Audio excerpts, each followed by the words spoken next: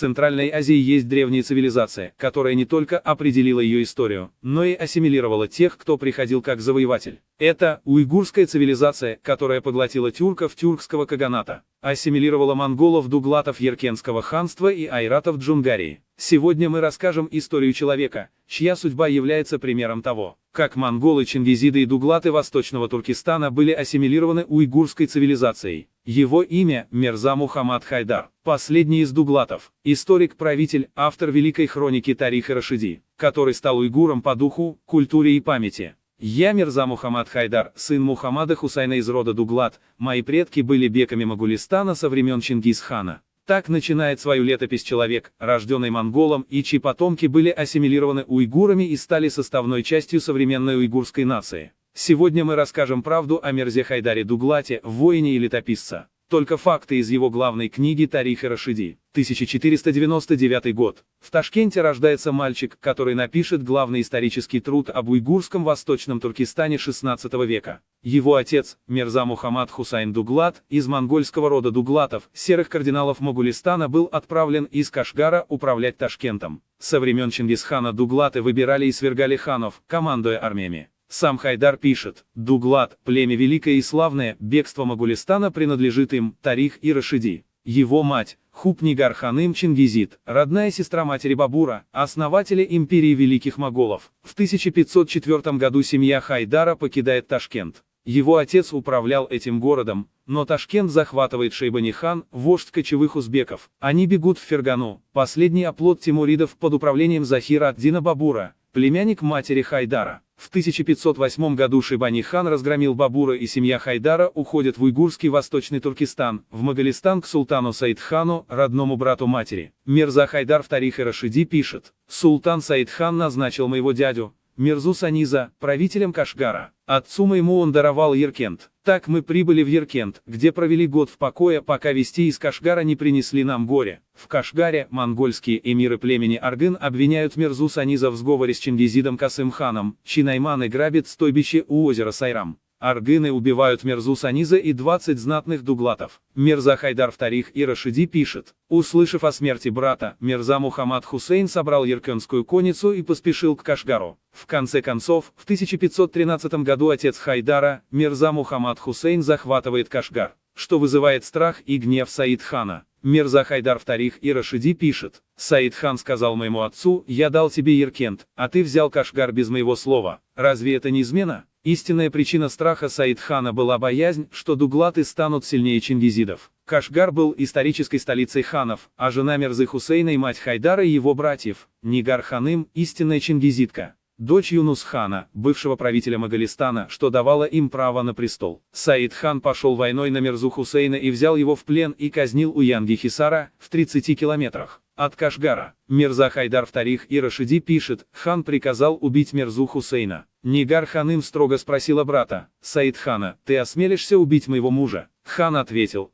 «Ты, Чингизид, твоя кровь священна, а он всего лишь дуглат». Чингизиды считали себя божественным народом, а дуглатов — лишь слугами трона. После казни отца Мирза Хайдар с группой верных слуг бежал через Фергану в Мавераннахр. В 1518 году по настоянию матери он вернулся в Яркент. Согласно преданиям, его мать, чингизидка Нигар-ханым, написала ему: «Сын мой, твое место здесь, у очага предков. Мой брат, Саид-хан, дал слово: если ты вернешься и принесешь клятву верности, он вернет тебе отцовский улус». Мирза Хайдар прибыл в Яркент, в ханскую ставку Саид-хана, который сказал ему: «Ты сын моей сестры. Отныне твои враги, мои враги». Мирза Хайдар кладет руку на Коран: «Клянусь служить тебе, великий хан, как служил мой отец». Так, Мирза Мухаммад Хайдар поступил на службу к своему дяде и убийца отца, и верно служил Яркентскому ханству, которое также называли Уйгурстаном, до самой смерти Саид-хана в 1533 году. Сама смерть Саид-хана в 46 лет вызвала много слухов, от отравления женой дуглаткой, как месть за казнь дуглатов в 1514 году, или гнойная рана от отравленной уйгурской стрелы при осаде буддистского монастыря в Турфане.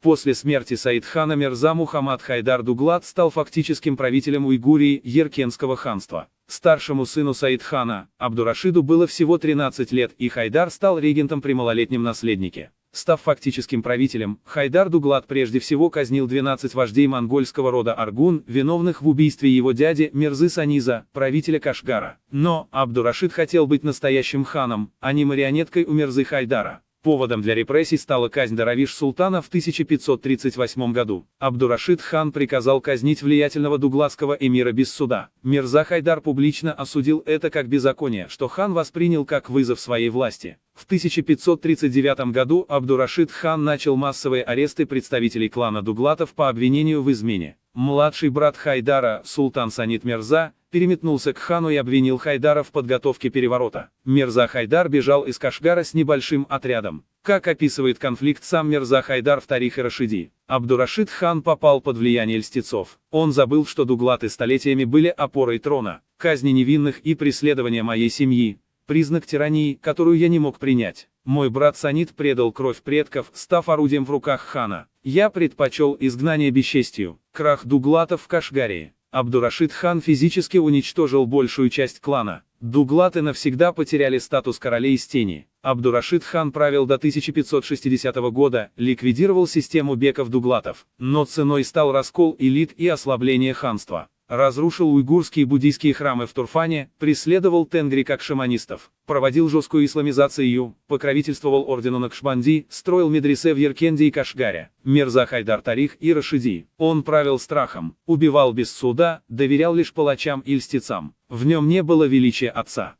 Казнил даже своего сына Абдул-Латифа по подозрению в заговоре. Деспот, но покровитель поэзии, при его дворе в Кашгаре творил классик уйгурской чагатайской литературы Мирза Хайдар Кушчи. Сам Мирза Хайдар перебрался к Хумаюну, сыну Бабура, императора великих моголов. Он приходился двоюродным дядей Хумаюну. Его мать Нигар-ханым была родной сестрой матери Бабура. В 1541 году Мирза Хайдар завоевывает Сринагар, столицу Кашмира, и становится наместником великих моголов. 10 лет его правления – золотой век. Он строит медресе, покровительствует поэтам. И пишет Тарих и Рашиди, летопись эпохи. В его книге «Вся Центральная Азия, от распада Чагатайского улуса до истории уйгуров и монголов». Он фиксирует ключевые процессы. Уйгуризацию дуглатов, они называют себя монголами, но говорят уже на уйгурском. Мирза Хайдар в Тарих и Рашиди подчеркивает роль уйгуров, их письмом писали даже великие ханы. Так, дуглаты растворились в уйгурах, так как изначально поселились в Кашгаре и уже к XVI веку ассимилировались. Сам Мирза Дуглат тому подтверждение. Могульский элемент был самым крупным последним компонентом современных уйгуров. Могулы шли несколькими волнами начиная с XIII века, состоявшие из таких племен как Барлас, Дуглат, Ньюгейт, Арлат, Чурас, Байрин и другие. Последняя крупная волна могулов пришла с Саидханом в начале XVI века. Изначально говорившие на монгольских языках могулы постепенно ассимилировались, перешли на уйгурский язык, приняли ислам и стали оседать. Первым племенем, уже практически ассимилированным уйгурами к XVI веку, стали дуглаты. Могулы сделали свой вклад в уйгурскую культуру, литературу и традиции. Тарих и Рашиди Мирзы Дуглата. Хроники Махмуда Чураса. Многочисленные таскира, жизнеописания могульских ханов, от Углук Тимур-хане, Саид-хане и другие. Мифологии, многочисленные сказки, такие как Чин-Тимур-Батур. Могулы вошли в состав различных этнографических групп уйгурского народа, это нюгейты, даланы, лабнорсы, артбуль-хурасан.